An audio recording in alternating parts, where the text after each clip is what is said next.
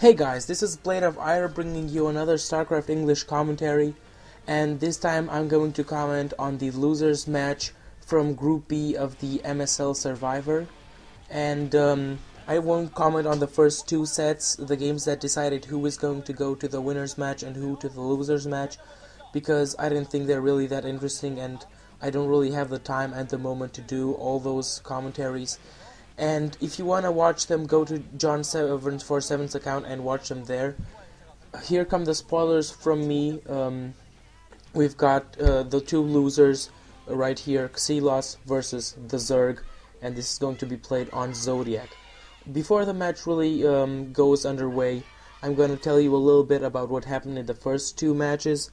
We had Hwasin versus theZerg in the first match right there. And what kind of happened in that match, Hwasin went for the medic and marine force, whilst theZerg went for the typical mutiling. But the medics and marines were managed to pin back theZerg, and he then went for the higher tech units with ultras and defilers trying to break the medic and marine force to push Hwasin back. He was, however, always unsuccessful, and a couple of well-placed drops from Hwasin weakened theZerg even more, and that's what pretty much led to his defeat.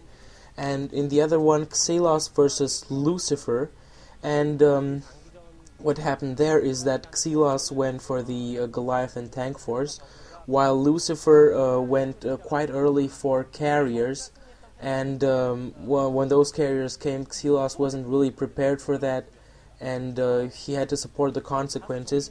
Also, Lucifer went High Templar, afterwards got a few well-placed storms over Xelos's army, and really what finished the game was him going Dark Templar, because Xelos didn't have any detectors, and the Dark Templars made short work of a lot of tanks and SCVs, and that was pretty much it. So now you know kind of what happened in these first two games, and this is, as I've said, the losers match. We've got Yellow Terran Hwasin at the 9 o'clock position, and at the 3 o'clock position we have Xelos, of course, at the 3 o'clock position, and theZerg at the 3 o'clock position as Red Zerg. And we've got theZerg right now expanding and putting down his spawning pool, and this is a map where it's also not that difficult to defend that expansion. It's quite close to the main, and also now just running around with that probe scouting, didn't find Xelos to this point. And I must say, if you want to watch the games, you can watch Hwasin versus theZerg, but definitely don't go at Xelos versus Lucifer, because that was a totally boring game, and I really mean boring. Boring as in you had about a 5 minutes time where the middle of the minimap was constantly dark, because none of the players ventured out. They just built and built, and it was totally boring, and eventually the carriers destroyed everything that Xelos had built in that time. And you know, you really can't let the Protoss grow unchecked like that. You have to pressure him, and that's what Xelos did not do, and that really was bad for him. First Zerglings coming out, they're going to take out that SCV scouting right there, and are gonna try to do a little bit of a harass right there as well. But yeah, quite a fast expansion there from Xelos, I must say, and he's gonna be forced to put that bunker down to make sure that the Zerglings won't be able to inflict a lot of damage.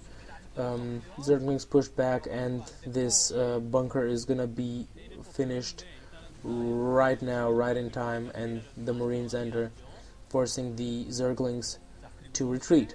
So economically, I guess that if he manages to stay on top, Xellos does have the advantage, and he's also going for the second barracks because, you know, Terran expansions are a lot more important than Zerg expansions. If you have the same number of expansions, you're a lot ahead. And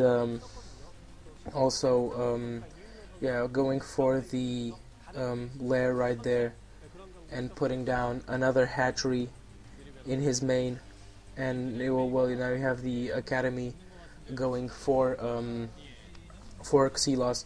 So I guess you can expect again the medic and marine group that's gonna push out, and the creep colony at the natural expansion to keep back any attacking force. I guess he realized that he might have a little bit of problem, but that colony, that sunken colony, is gonna be ready in time, and the Marines don't even try. They're forced to retreat. And now the engineering bay, because he's expecting that those mutalisks coming out pretty soon. So I guess that's pretty much what's going to happen right now in the beginning.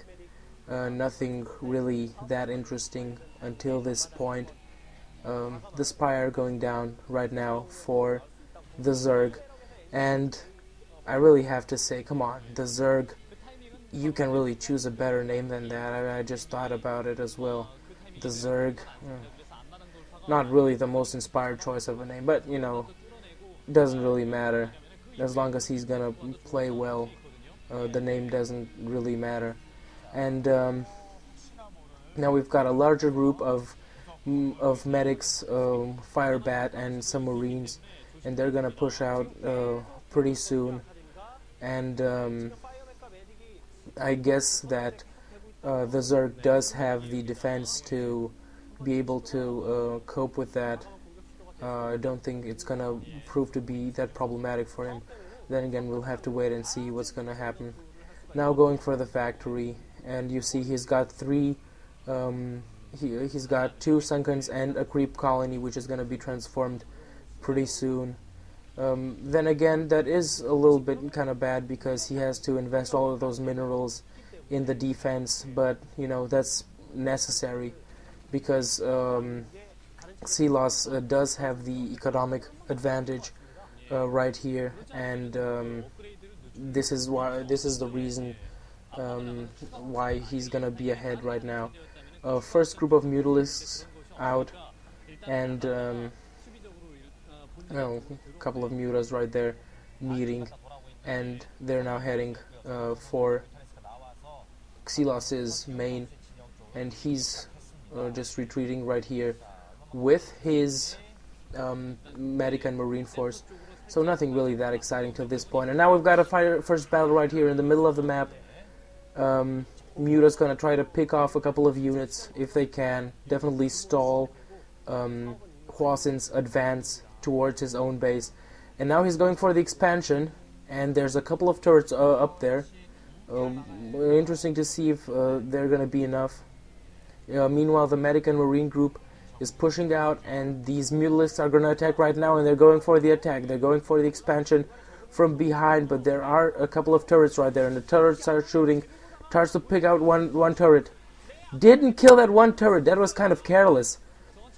That was careless. He shot at that one turret, then shot at the other turret. He should have just taken out that one turret.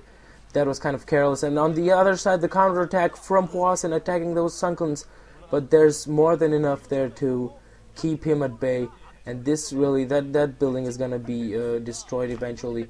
Oh, I guess I actually was wrong there. Sorry, guys. He just wanted to make sure that they're in the red zone, so they will burn and eventually be destroyed. And yeah, I guess that was smart of him and a bad call from me. And now he manages to pick out a couple of probes from there. Good, and now he's going in the main. He's going in the main with the mutas, but there's a couple of turrets now there.